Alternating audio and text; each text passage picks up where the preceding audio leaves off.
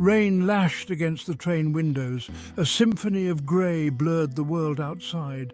Inside, Amelia clutched a worn leather-bound book, her only companion. Her reflection stared back, a ghost in the rain-streaked glass, pale face framed by dark hair, eyes wide with a mixture of fear and anticipation. She was alone. The train screeched to a halt, jolting Amelia back to reality. Stepping onto the platform, she was met by a wall of cold, damp air.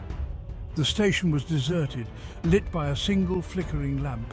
A shiver ran down Amelia's spine. The air felt heavy, burdened with unseen eyes. Why had she come here? A figure emerged from the gloom, tall and silhouetted against the dying light.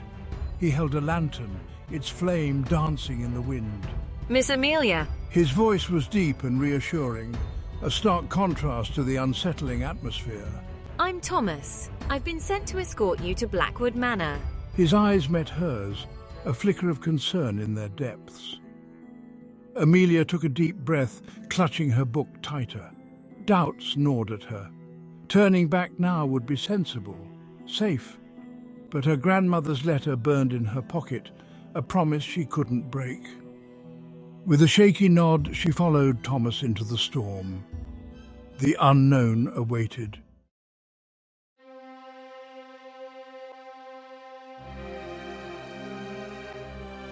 Blackwood Manor loomed out of the darkness, a gothic silhouette against the bruised sky.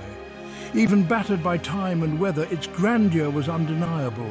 Gargoyles perched on the eaves, their stone faces contorted in silent screams. Ivy, like grasping claws, climbed the walls.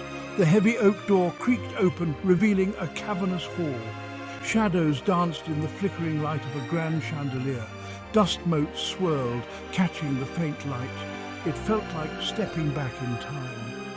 A time Amelia both craved and feared.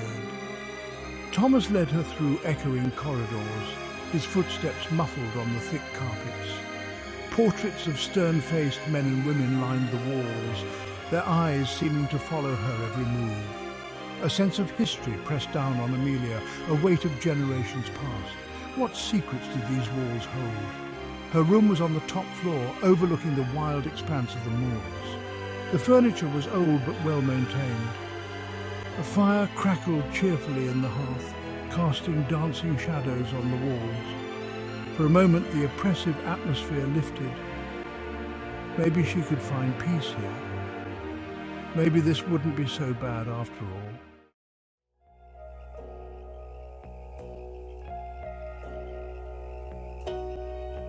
Morning light painted the moors in hues of purple and gold. The storm had passed, leaving behind a world washed clean. From her window, Amelia could see the village nestled in the valley below. It looked peaceful, idyllic even. A world away from the brooding presence of Blackwood Manor. Curiosity drew her out of the house and onto the sprawling grounds. The gardens were overgrown, a tangle of weeds and wildflowers. A broken fountain stood silent, its once clear waters now a breeding ground for moss. Nature was slowly reclaiming its own.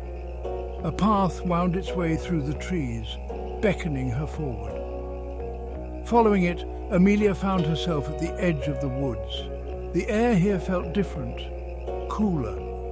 Sunlight struggled to penetrate the dense canopy, casting long, eerie shadows. A shiver ran down her spine. She should turn back, but something compelled her forward. A whisper on the wind. A flicker of movement in the shadows. Deeper into the woods she went, her heart pounding in her chest. There, at the heart of the woods, stood a small cottage. Its windows were dark, like empty eyes. Who lived here, so close yet hidden from view?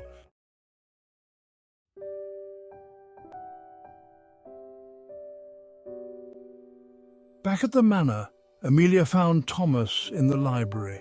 Dusting shelves lined with ancient tomes. The room was bathed in warm sunlight filtering through stained glass windows. A fire crackled in the hearth, filling the air with the comforting scent of wood smoke. For the first time since arriving, Amelia felt a sense of peace. She told him about the cottage, her voice hushed with a mixture of fear and excitement. Thomas listened intently, his expression unreadable.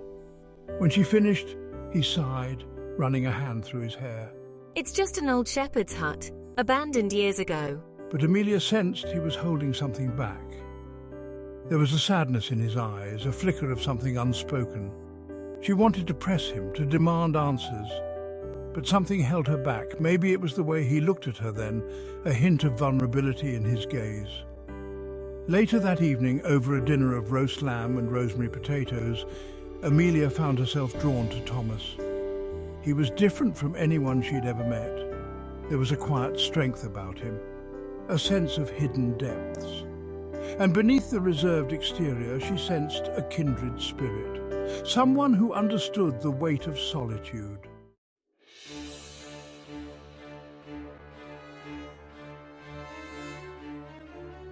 Days turned into weeks.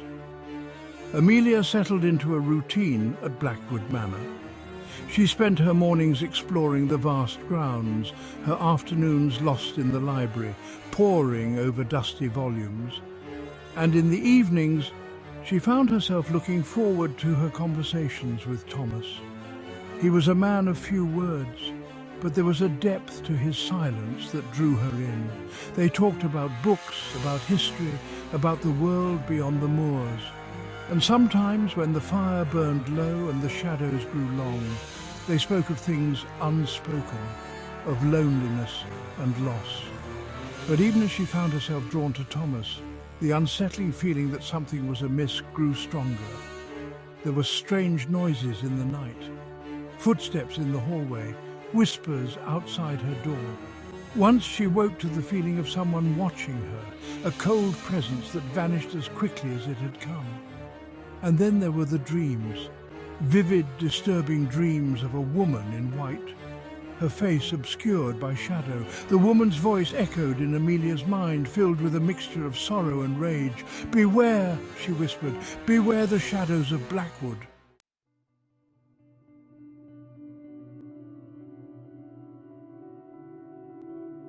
Despite her growing unease, Amelia couldn't shake the feeling that she was being drawn to the cottage in the woods.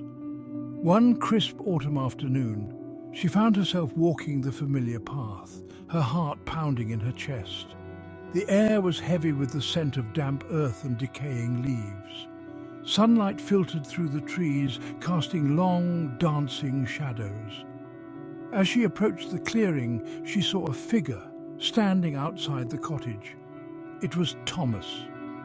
He was staring at the dilapidated structure, his face etched with a mixture of sadness and longing. He hadn't seen her yet. Amelia hesitated, unsure whether to approach him or turn back. But before she could make up her mind, Thomas turned, his eyes meeting hers.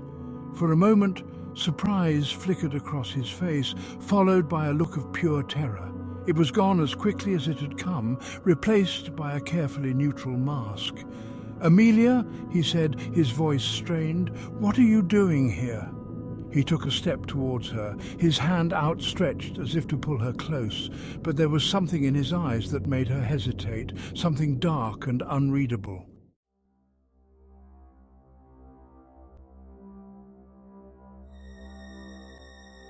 That night, Amelia couldn't sleep. Thomas's reaction at the cottage played on her mind, fueling her growing suspicions. Who was he really? And what was he hiding? Determined to uncover the truth, she crept downstairs to the library, drawn by the flickering light of a single lamp. The room was silent, the air thick with the smell of old paper and leather. Amelia made her way to the far corner, where Thomas kept a collection of local history books. She scanned the titles, her fingers tracing the worn spines. One book, bound in dark leather, caught her eye. It was unmarked, its pages yellowed with age. As she opened the book, a musty scent wafted up, sending a shiver down her spine. The pages were filled with handwritten entries, the ink faded but still legible. It was a diary kept by a woman who had lived at Blackwood Manor centuries ago.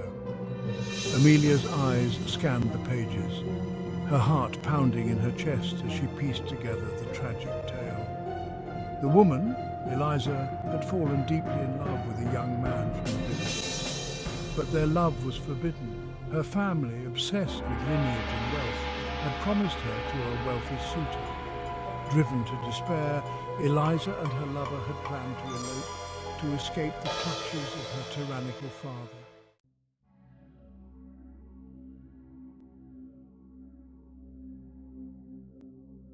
A storm raged outside, mirroring the turmoil in Amelia's heart. She sat across from Thomas at the grand dining table, the candlelight casting long, flickering shadows on his face.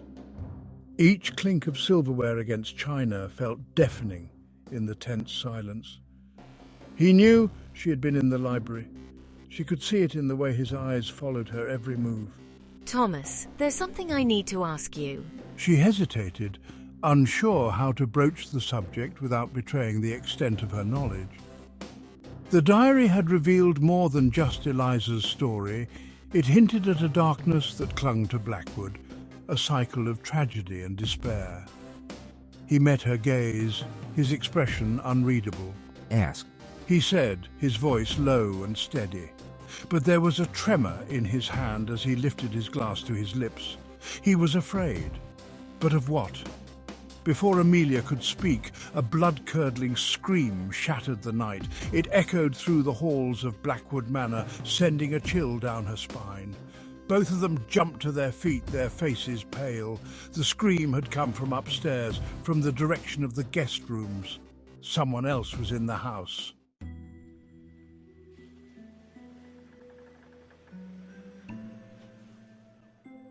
Adrenaline surged through Amelia, overriding her fear. The scream, raw and primal, hung in the air between them, a tangible thing. Thomas moved first, his hand reaching out to her instinctively before he thought better of it. Stay here. He commanded, his voice tight with urgency. He was gone before she could protest, his footsteps heavy on the wooden stairs. Amelia stood frozen for a heartbeat, the silence after the scream even more unnerving. The storm raged outside, rain lashing against the windows like 1,000 tiny fists. She couldn't stay here, alone in the echoing darkness. Grasping a silver candlestick from the table, its weight surprisingly reassuring, Amelia followed the sound of Thomas's retreating footsteps. The upper hallway was dimly lit, shadows dancing in the flickering gaslight. At the end of the hall, a door hung open, revealing a scene that made Amelia's blood run cold. A woman lay sprawled on the floor, her body contorted at an unnatural angle. Her eyes were wide with terror, her mouth frozen in a silent scream. It was their only guest, Mrs. Hawthorne, a frail, bird-like woman who had arrived only hours earlier. Thomas stood over her, his face ashen, his hands stained crimson.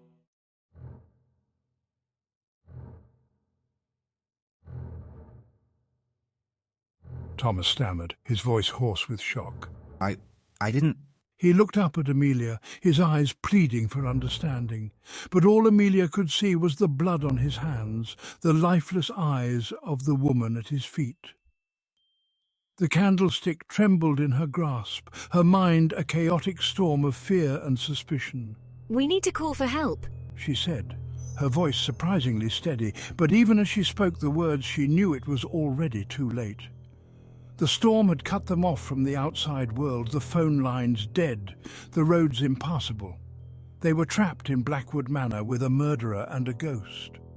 To Amelia's surprise, Thomas didn't argue. He seemed to deflate, his shoulders slumping under the weight of guilt and despair. He looked so lost, so utterly broken, that Amelia couldn't help but feel a pang of sympathy for him. Was he truly capable of such violence? Eliza, forgive me. He whispered, his voice barely audible above the howling wind. He sank to his knees beside the body, his gaze fixed on the woman's lifeless face. Eliza. The name echoed in Amelia's mind, sending a fresh wave of chills down her spine. The diary. This was no coincidence.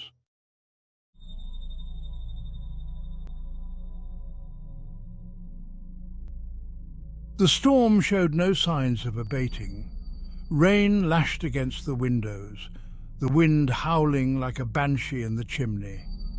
Amelia and Thomas had moved Mrs. Hawthorne's body to a spare room, the air thick with the scent of death and lavender cleaning solution. Neither of them spoke of calling the authorities, the impossibility of it hanging heavy in the air. After a silent, strained meal, Thomas suggested they try to contact Eliza. Amelia balked at first, her rational mind rebelling against the idea. But as the night wore on, the storm raging outside mirroring the turmoil within the house, she found herself agreeing. Desperate times called for desperate measures. They gathered in the drawing room, the air thick with anticipation and fear. Thomas lit candles, their flames flickering in the draughty room, casting dancing shadows on the walls. Amelia placed her hand on the dusty surface of an old Ouija board, its planchette cold beneath her fingertips. Eliza, are you here? Can you hear us? The planchette twitched beneath their fingers, moving slowly at first, then with increasing speed. A cold dread crept up Amelia's spine, tightening its icy grip around her heart. Eliza was here, and she was angry.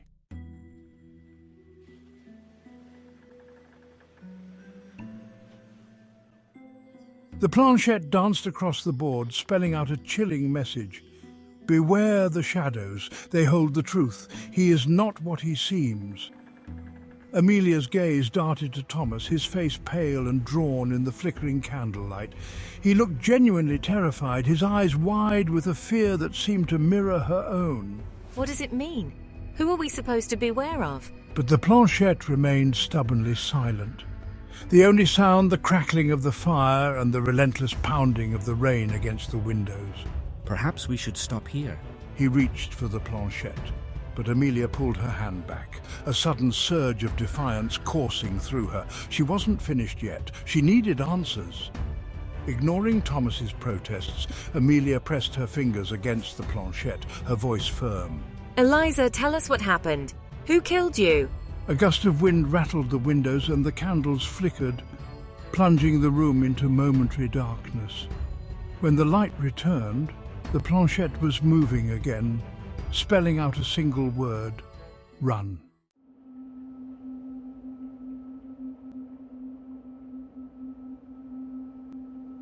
Amelia's heart pounded in her chest, the single word echoing in the silence of the room. Run. But run where? And from whom? Before she could voice the questions swirling in her mind, a loud crash from upstairs sent them both scrambling to their feet. Stay here. Thomas commanded, his voice tight with urgency. He grabbed a heavy poker from beside the fireplace, his jaw set with grim determination. But Amelia refused to be left behind. She grabbed a candlestick, its familiar weight surprisingly reassuring, and followed close behind him, her senses on high alert. The crash had come from the end of the hallway, near the room where Mrs. Hawthorne's body lay. As they approached, a low, guttural growl sent a shiver down Amelia's spine. It wasn't human. It was something primal, something hungry. Thomas flung open the door, his poker raised. The room was empty, the bed neatly made, no sign of Mrs. Hawthorne's body, but the window stood wide open, the curtains billowing inwards, rain lashing the room. And then Amelia saw it, a small, almost imperceptible door, hidden behind the heavy velvet drapes. A hidden chamber.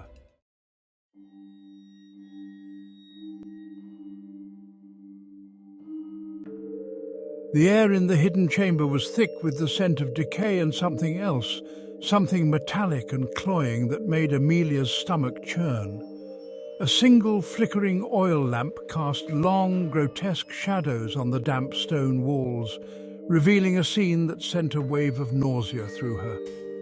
Skeletal remains, picked clean and dressed in rotting finery, lay scattered across the floor. A tarnished silver hairbrush lay near a skull, its empty socket staring up at them with silent accusation. This was Eliza's resting place, her prison, her tomb.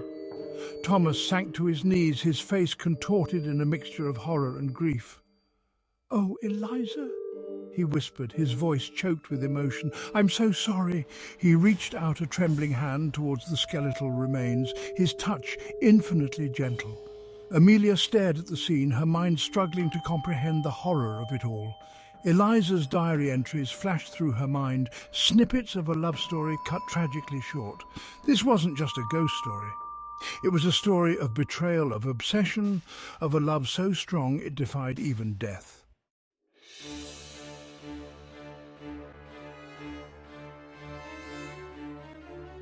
As if sensing their discovery, the storm outside reached its crescendo. Wind howled through the eaves, rain lashed against the windows, and a deafening clap of thunder shook the very foundations of Blackwood Manor. Amelia and Thomas were trapped in the hidden chamber, surrounded by the ghosts of the past. "We need to get out of here," Amelia said, her voice barely audible above the roar of the storm. The air in the chamber felt heavy, oppressive, as if the walls themselves were closing in on them. She could feel Eliza's presence more strongly than ever, a swirling vortex of anger and despair. But before they could make their escape, the oil lamp flickered and died, plunging them into absolute darkness. Amelia gasped, her hand instinctively reaching out to Thomas. She could hear his ragged breathing beside her, feel the heat of his body in the close confines of the chamber. And then she heard it, a low growl, closer now, right outside the chamber door. It wasn't the wind. It wasn't the storm.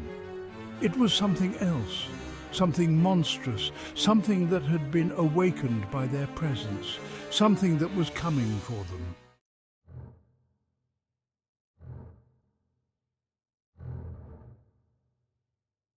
Panic surged through Amelia, threatening to overwhelm her. She stumbled back from the sound, her hand connecting with the rough stone wall. The air was thick with the stench of decay and something else, something feral and hungry. "Thomas," she whispered, her voice trembling. "We need to get out of here, now!" But even as she spoke the words, she knew it was already too late. Something was blocking the entrance to the chamber, something large and heavy, something that breathed. A low growl reverberated through the darkness, shaking the very foundations of the hidden chamber. Amelia could hear Thomas fumbling with the hidden latch, his breath coming in short, panicked gasps. But the door wouldn't budge, they were trapped. Eliza, Thomas's voice echoed in the darkness, filled with a desperate pleading. "Please let us go. We mean no harm." But his words were met with a chilling silence, broken only by the sound of their own ragged breathing and the growing agitation of the creature outside the door.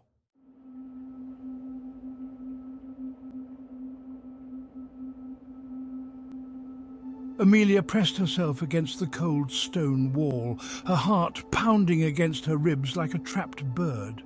The creature outside the chamber door was growing bolder, its growls turning into frustrated snarls, its weight pressing against the flimsy barrier.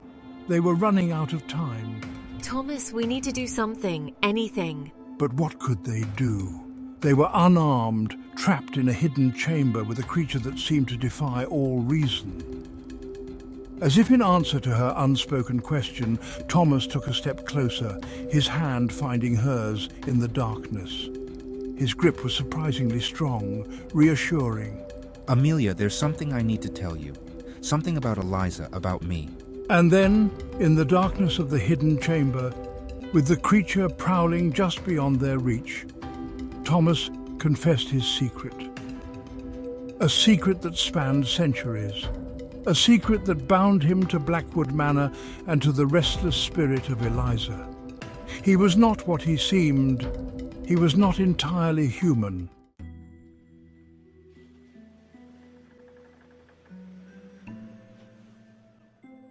Thomas's confession hung in the air between them, as tangible as the fear that clawed at Amelia's throat.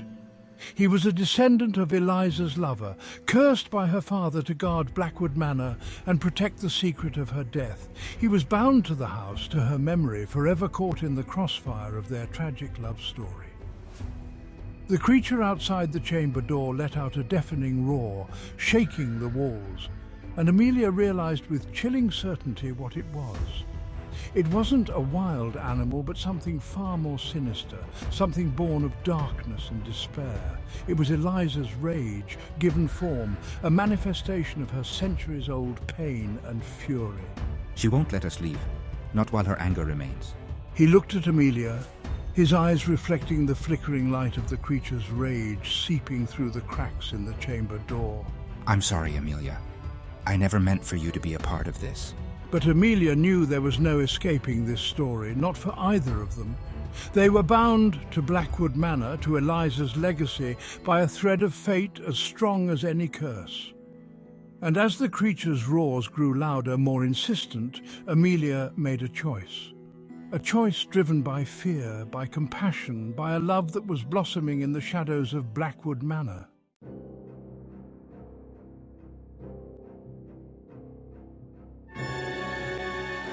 The creature's rage pulsed against the chamber door, a living battering ram fueled by centuries of anguish. Thomas drew Amelia close, his embrace a shield against the terror that threatened to consume them. There might be a way. What? Amelia clung to him, his words a lifeline in the suffocating darkness. The air was thick with the stench of fear and decay, the unseen creature's presence almost tangible now. Hope seemed a distant star in this abyss of despair. Eliza's diary. It mentioned a ritual, something her father used to bind her spirit to Blackwood. His hand moved to his coat pocket, pulling out a worn, leather-bound book, the diary. It was their only chance. Amelia took the book, her fingers tracing the embossed lettering on the cover. The leather was cold and damp, like the touch of a corpse. But within its pages lay the key to their survival, the answer to a mystery centuries old, if they could decipher it in time.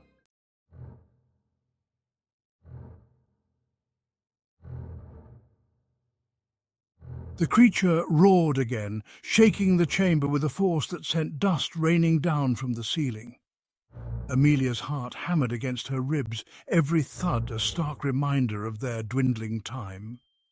She flipped through the brittle pages of the diary, her eyes scanning the faded ink for any mention of a ritual, a spell, a way to break the curse that held them all captive.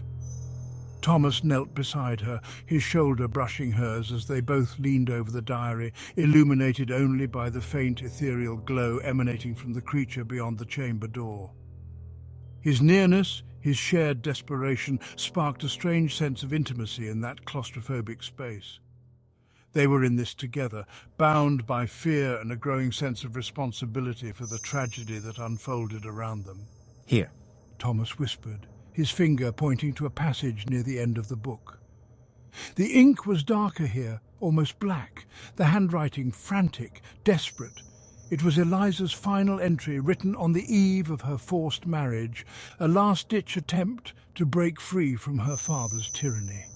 And it spoke of a ritual, a dark pact made in the heart of Blackwood Manor.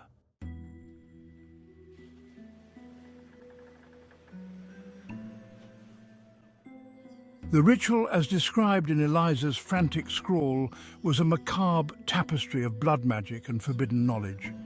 It spoke of a ley line, a vein of raw power that pulsed beneath Blackwood Manor, and a chamber deep within its bowels where the veil between worlds ran thin. It was there, in that unholy place, that Eliza's father had bound her spirit, twisting her love into a curse that resonated through generations. It requires a blood sacrifice, someone who shares Eliza's bloodline. His voice was tight with a mixture of horror and resignation. His eyes met Amelia's, and in their depths she saw the weight of centuries, the burden of his lineage, the knowledge that he was both jailer and prisoner within Blackwood's walls. A cold dread washed over Amelia, chilling her to the bone. She understood the implication of his words, the terrible truth they both knew but refused to voice. Only one person present fit the criteria for the ritual, someone who carried Eliza's blood in their veins, who could potentially appease her restless spirit. Thomas.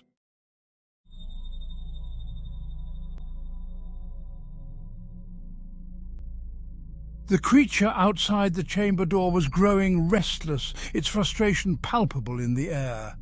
The flimsy door rattled in its frame, a constant reminder of their precarious situation.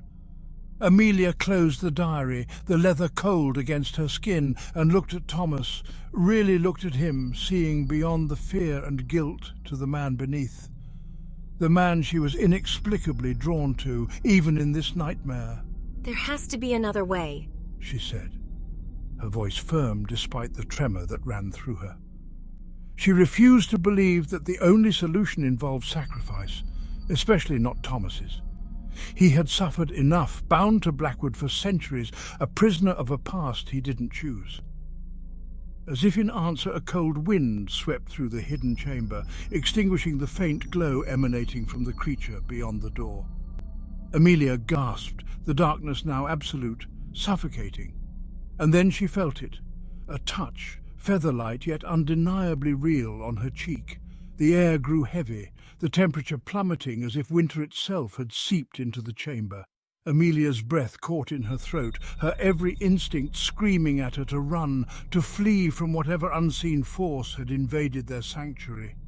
But her feet felt rooted to the spot, frozen by a fear so profound it bordered on paralysis.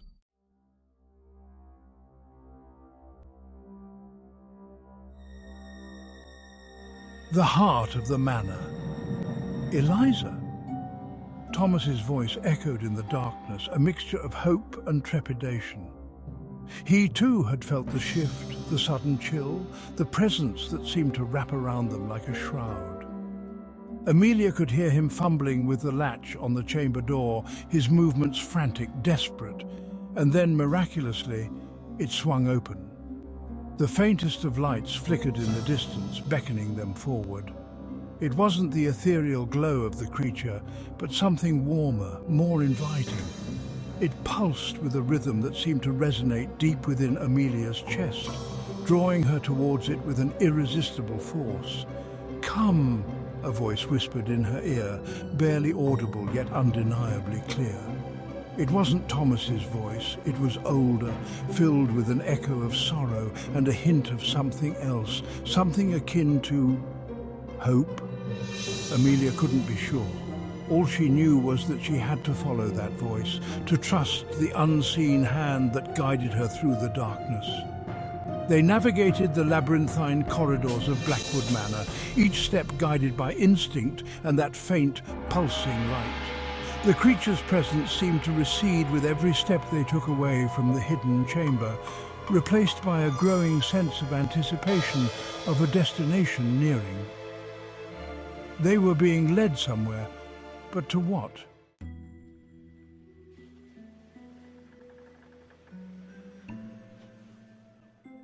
Secrets in stone. The air grew colder as they descended deeper into the bowels of Blackwood Manor. A faint light led them down a winding staircase concealed behind a tapestry. Amelia couldn't shake the feeling that the eyes of the hunters followed them. As they reached the bottom, the air grew stagnant. A single flickering torch illuminated a narrow passageway. Amelia recognized the symbols from Eliza's diary. "We're in the heart of it now," Thomas whispered. He ran a hand along the cold stone wall, tracing the intricate symbols. "This place, it feels alive."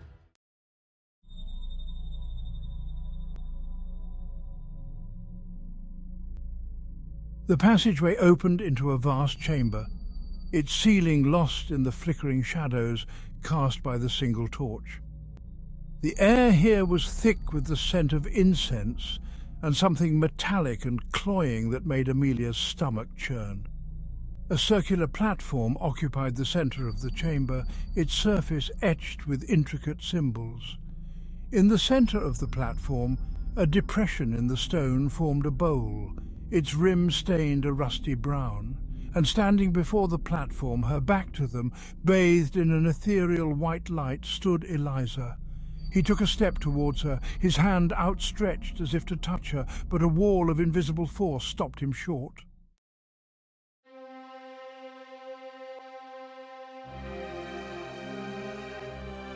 Eliza turned, her luminous gaze sweeping over Thomas, then settling on Amelia.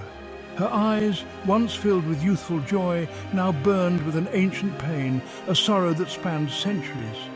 Yet, amidst the grief, Amelia saw a flicker of something else, a spark of recognition, of understanding. "You are not bound by his blood," Eliza said, her voice echoing through the chamber, imbued with an otherworldly resonance. She gestured towards the ritual platform, the bowl in its center. "The curse can be broken, but it requires a sacrifice, a willing sacrifice. The curse binds not only by blood, but by love," she said. "Your love is the key, the sacrifice that can break these chains."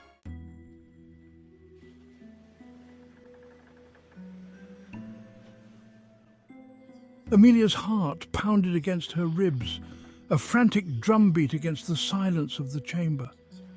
Eliza's words echoed in her mind, their meaning as clear as the symbols etched into the stone around them. She was the key, the catalyst, the only one who could break the curse that held Thomas captive. Eliza's gaze held hers, a mixture of pleading and understanding in her eyes. Amelia knew what she was asking, what she was offering. To break the curse, to free Thomas from his lineage's sin, Amelia had to offer herself in his place. The weight of the decision pressed down on her, suffocating in its enormity. Thomas stepped forward, his hand reaching out to hers. "I won't let you do this. I won't sacrifice you for my freedom."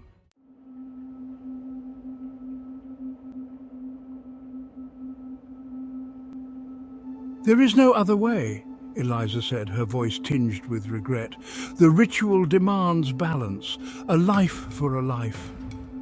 Amelia looked at Thomas, seeing the despair in his eyes, the resignation that settled on his features. He knew Eliza was right.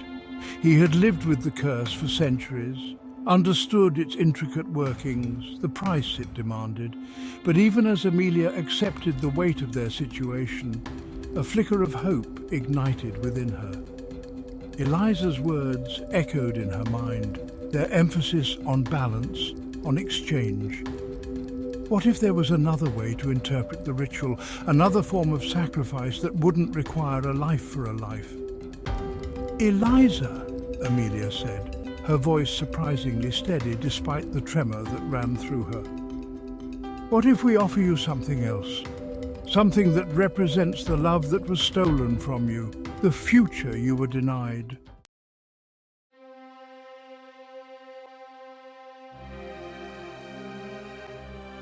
Eliza tilted her head, a flicker of curiosity in her eyes. For a moment the sorrow that clung to her like a shroud seemed to recede, replaced by a glimmer of hope. Amelia turned to Thomas, her gaze meeting his. "Do you trust me?" He nodded, his expression unreadable, but his grip on her hand tightening reassuringly. With a deep breath, Amelia reached into her pocket and retrieved her grandmother's locket. "This locket represents the love that was stolen from you.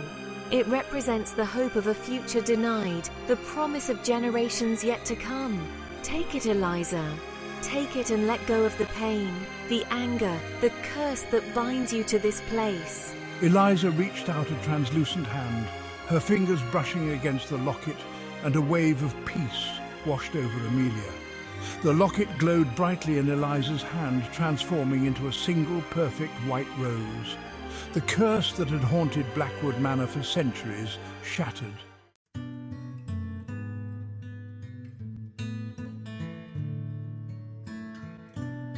The chamber was bathed in a warm golden light as the first rays of dawn pierced through the cracks in the stone ceiling.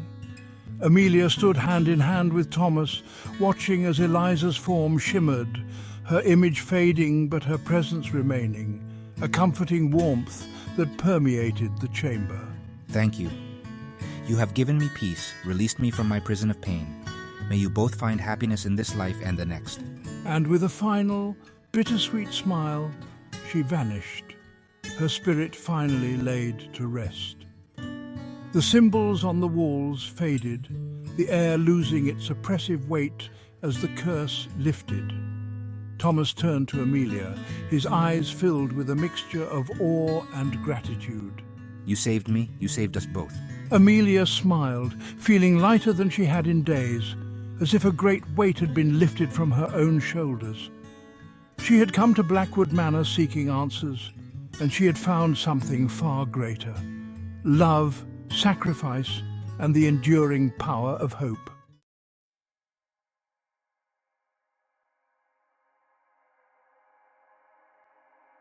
The sun rose higher, casting long shadows across the ruined gardens of Blackwood Manor. Amelia and Thomas stood on the front steps, hand in hand, watching as the last vestiges of the storm clouds dissipated, revealing a sky awash in hues of pink and gold. It was a new dawn, not just for them, but for Blackwood itself. The manor, once shrouded in darkness and despair, seemed to breathe a sigh of relief, its stone walls basking in the warmth of the rising sun. What will you do now? Amelia asked, turning to look at Thomas. Stay.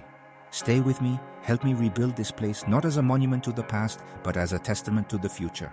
And as Amelia looked at him, at the man who had faced his demons and emerged stronger, she knew there was nowhere else she would rather be.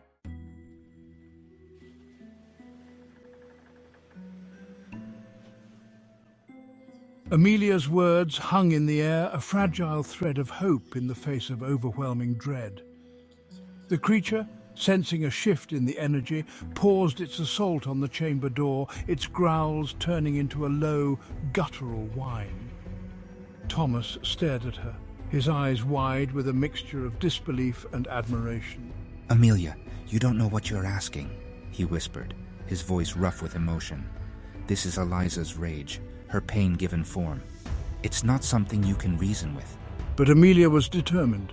She had seen the depth of Eliza's sorrow, felt the echoes of her shattered love. Eliza, Amelia called out, her voice gaining strength with each word. We understand your pain, your anger. You were betrayed, your love ripped away from you. But this creature, this rage, it's consuming you, keeping you trapped in this cycle of pain. Let us help you find peace.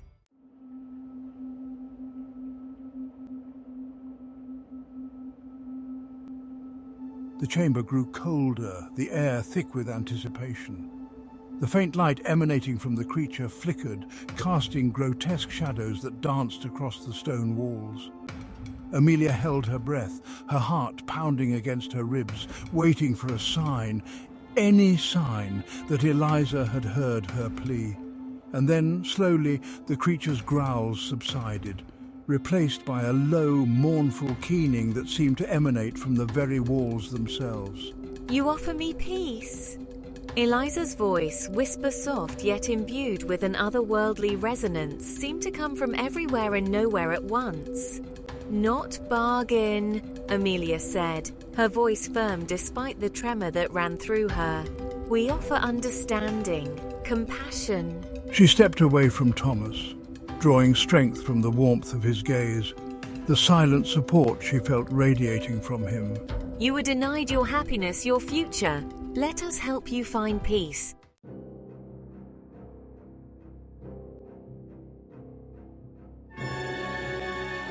The creature, as if mirroring Eliza's internal struggle, shifted restlessly outside the chamber door. Its form flickered, its outline blurring between that of a wolfish hound and something far more grotesque. Peace? Eliza's voice echoed through the chamber, laced with a bitterness that chilled Amelia to the bone. There is no peace for the betrayed, the forgotten. My heart is a tomb, sealed with the blood of my beloved. Only vengeance can fill the void. Amelia understood. She had read the depths of Eliza's despair in her diary entries, felt the raw agony of her shattered dreams. His suffering won't bring you peace, Eliza, Amelia said, her voice softening with empathy. It will only perpetuate the cycle of pain, bind you to this place, to this anger, for eternity. Let go, Eliza. Let go of the past. Forgive him. Forgive yourself. Find peace.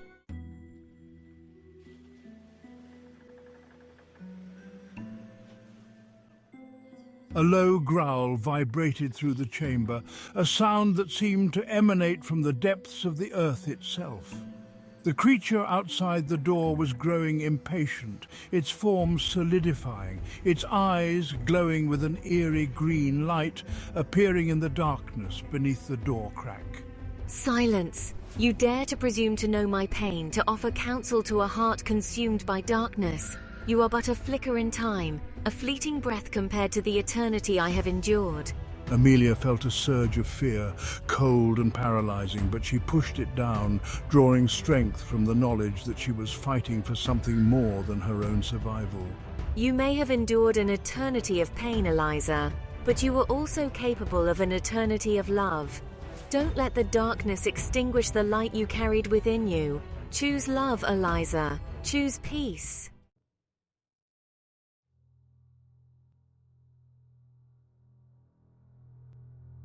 The chamber pulsed with a sudden surge of energy, the air crackling with static electricity.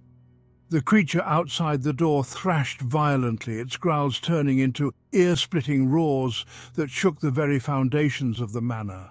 You cannot defy me. This anger, this pain, it is mine. I will have my vengeance, even if it consumes us all. The creature lunged against the chamber door, the flimsy barrier splintering under its assault. Amelia could hear the wood cracking, feel the creature's hot, fetid breath seeping through the widening gap. Eliza, please, don't let the anger win. Don't let it consume you, destroy everything you ever loved.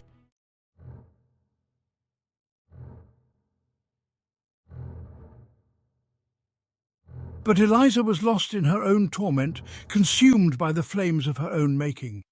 The creature, fueled by her rage, was breaking through, its claws raking against the splintered wood, its eyes burning with an unholy fire. Thomas, seeing the fear in Amelia's eyes, the determination that still flickered in their depths, made a decision. He stepped forward, placing himself between Amelia and the splintering door, a shield against the darkness that threatened to engulf them all. Eliza, I know your pain. I carry the burden of my ancestors' sin. If vengeance is what you seek, then take it. Take me. But spare Amelia. Let her go. Amelia gasped, reaching out to Thomas, but he held her back, his grip on her arm firm, reassuring. No, Amelia, this is my fight, my family's curse to break.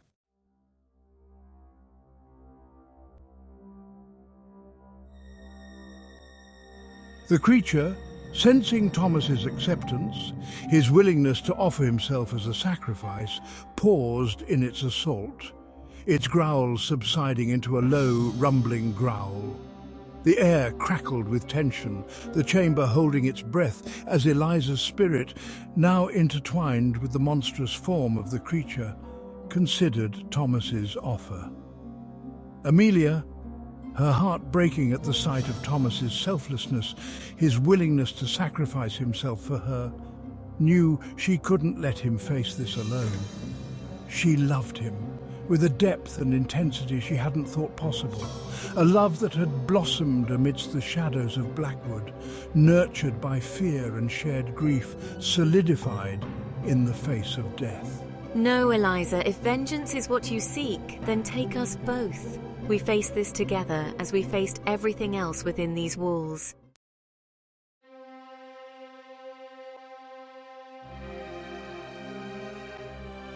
The chamber pulsed again, the air growing heavy, the scent of ozone and something ancient, something primal, filling Amelia's nostrils. The light emanating from the creature shifted, morphing, taking on a kaleidoscopic quality that made Amelia's head spin. The temperature plummeted, and Amelia could feel the fine hairs on her arms stand on end, a primal fear, a deep-seated instinct warning her of the power that was converging around them.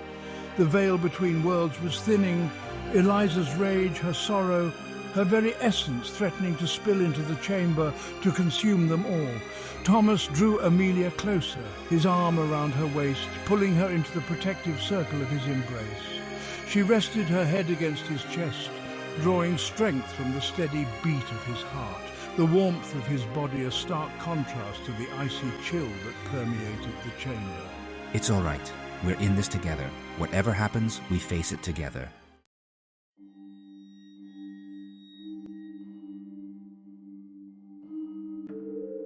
And then, as suddenly as it began, the chaos subsided. The creature's growls ceased, the air stilled, and a profound silence descended upon the chamber, broken only by the sound of their own ragged breathing and the frantic thumping of their hearts. The light emanating from the creature contracted, shrinking until it resembled a single pulsating orb hovering in the darkness beyond the splintered door. And within that orb, Amelia saw faces, fleeting glimpses of other souls trapped in Eliza's wake, victims of the curse that had plagued Blackwood for centuries. They whispered to Amelia, their voices a chorus of sorrow and regret, their words echoing the same sentiments of betrayal, of love lost, of vengeance sought and never found. They were bound to Eliza, to her pain, their own stories intertwined with hers, their spirits unable to find peace until her rage was quelled. Amelia understood now. Eliza wasn't just fueled by her own pain, but by the collective anguish of all those she had inadvertently ensnared in her wake. To break the curse, to truly free Eliza and the souls bound to her, they needed to offer more than just a sacrifice. They needed to offer understanding, compassion, a path to forgiveness.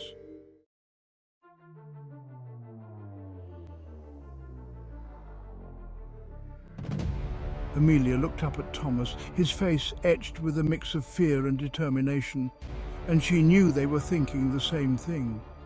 This wasn't just about them anymore, about their love, their desire to break the curse that bound them to Blackwood.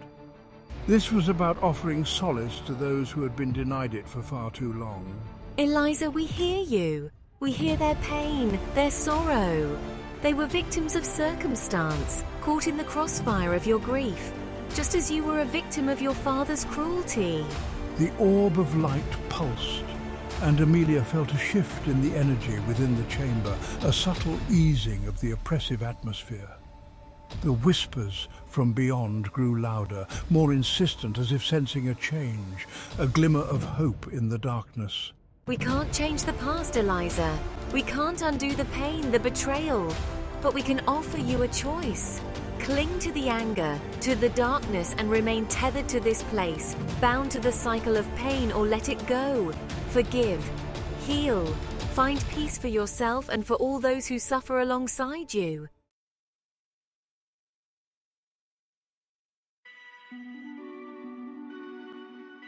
The silence stretched, taut with anticipation. The orb of light pulsed erratically, its glow fluctuating between a sickly green and a soft, ethereal white. Amelia held her breath, her hand tightening around Thomas's, their combined heartbeat a steady drumbeat against the silence of the chamber. And then, slowly, the orb of light began to change. The whispers from beyond grew softer, less mournful, as if a weight was lifting from their spectral shoulders. The green light receded, replaced by a warm golden glow that spread throughout the chamber, chasing away the shadows, banishing the chill that had seeped into their bones. Eliza's voice, now free of the bitterness that had clung to it for centuries, echoed through the chamber, filled with a bittersweet sorrow and a profound sense of peace. You have shown me the way. You have reminded me of the love that once sustained me, the light that even the darkest of curses could not extinguish. The creature, its form shimmering, dissolving at the edges, turned its glowing eyes towards Amelia and Thomas. In their depths they saw not rage, not vengeance, but a profound sadness, a regret that spanned centuries.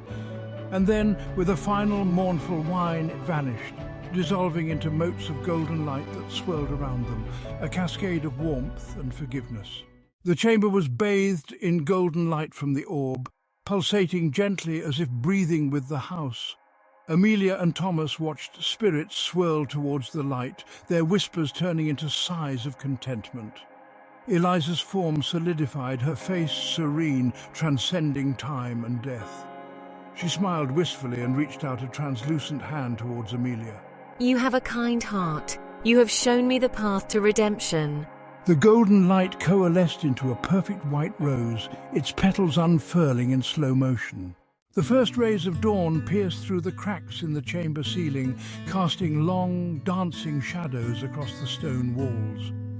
Amelia and Thomas made their way through the labyrinthine corridors of Blackwood Manor, their hearts filled with hope. The shadows had receded, replaced by a sense of peace. They emerged from the manor into a world washed clean by the storm. The sky above was a riot of colour, hues of pink and orange blending seamlessly with the azure blue. Amelia turned to Thomas, her heart overflowing with emotion. What happens now? Thomas smiled and drew her close, his arms wrapping around her in a warm embrace. Now we start again. Silence descended upon the chamber, heavy and absolute. The orb pulsed one final time before winking out, leaving Amelia and Thomas alone. The air felt lighter, cleansed. Only a faint chill lingered. Amelia stood shaky in the soft glow of dawn. The symbols on the walls seemed like faded warnings. The oppressive weight had lifted, replaced by relief. Beside her, Thomas drew a shuddering breath. He ran a hand through his hair, exhausted but elated. They're gone. Eliza, the others. They're finally free. They emerged from Blackwood Manor as the sun breached the horizon, painting the sky in hues of gold and rose. The storm had vanished, leaving behind a world washed clean, sparkling with dew-kissed cobwebs. Amelia took a deep breath, the air crisp and invigorating. Thomas turned to her, a soft smile gracing his lips. We should leave. It's not safe to stay here. Amelia knew he was right. Blackwood Manor held too many memories. As if sensing her hesitation, Thomas reached for her hand, his touch sending a jolt of warmth through her. We'll find somewhere safe, somewhere we can start over.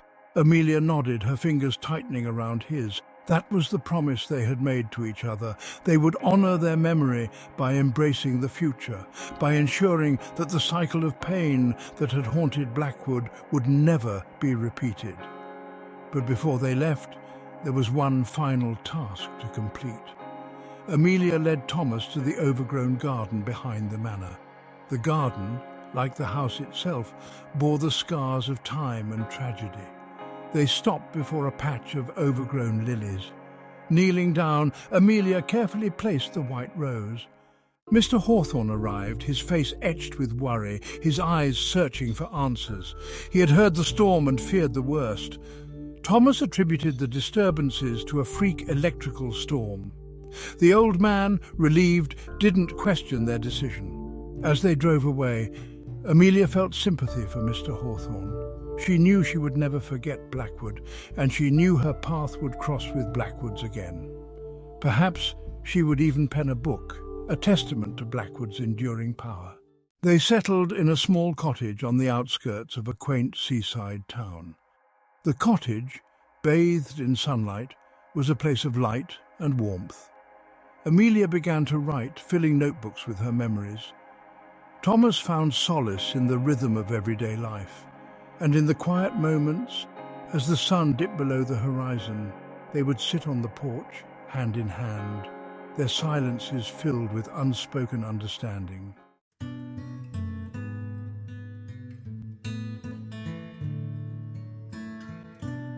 News of their whereabouts, carefully guarded, eventually reached Mr. Hawthorne, carried on the wings of a shared acquaintance. He wrote to them, his letter filled with a mixture of relief and concern, inquiring after their well-being and updating them on the happenings at Blackwood. The manor, he wrote, felt different now, calmer, the oppressive atmosphere lifted. The gardens, though still overgrown, seemed to thrive under his care, as if imbued with a newfound vitality. He spoke of strange occurrences, unexplained noises, flickering lights, but they were no longer menacing, more akin to playful whispers than angry threats. Amelia, Reading the letter aloud to Thomas, her voice soft against the backdrop of crackling fire, felt a familiar tug at her heartstrings. Blackwood, despite their best efforts to move on, still held a claim on their souls, a connection forged in the crucible of shared experience. They decided to visit, a pilgrimage of sorts, to pay their respects to the past and to reassure themselves that the peace they had fought so hard to achieve still held. Mr. Hawthorne, his weathered face creased with a welcoming smile, greeted them as if they were long-lost family, ushering them inside with a warmth that belied the Manor's imposing facade. Blackwood Manor, bathed in the soft light of a summer afternoon, seemed less imposing, less menacing than Amelia remembered. The shadows that had once clung to its corners had receded, replaced by a sense of tranquility. They walked hand in hand through the echoing halls, their footsteps muffled on the thick carpets. Amelia felt gratitude for Eliza, whose tragic tale had become a catalyst for their own love story. Blackwood Manor will always be a part of us, a reminder of the darkness we faced and the love that helped us overcome it. Years later, long after Mr. Hawthorne had retired, Amelia and Thomas returned to Blackwood Manor as its new caretakers. The manor, under their care, shed its dark past, becoming a haven for artists and writers. Amelia's book, Love in the Shadows, was a success, making her a renowned author. Thomas, now a skilled restorer, breathed new life into the manor. He found peace amidst its ancient stones. In the library, surrounded by stories, they found solace in each other's company. Their love burned bright against Blackwood Manor's legacy. One evening, as the sun set, they sat on the porch swing with tea. Amelia rested her head on Thomas's shoulder, gazing at the white lilies near the woods. Their fragrance carried on the breeze. Do you ever wonder what Eliza would think? I think she would approve. As Amelia closed her eyes, the scent of lilies mingled with the ocean breeze. She knew he was right. Eliza's spirit watched over them, a gentle whisper in the wind, reminding them that love could bloom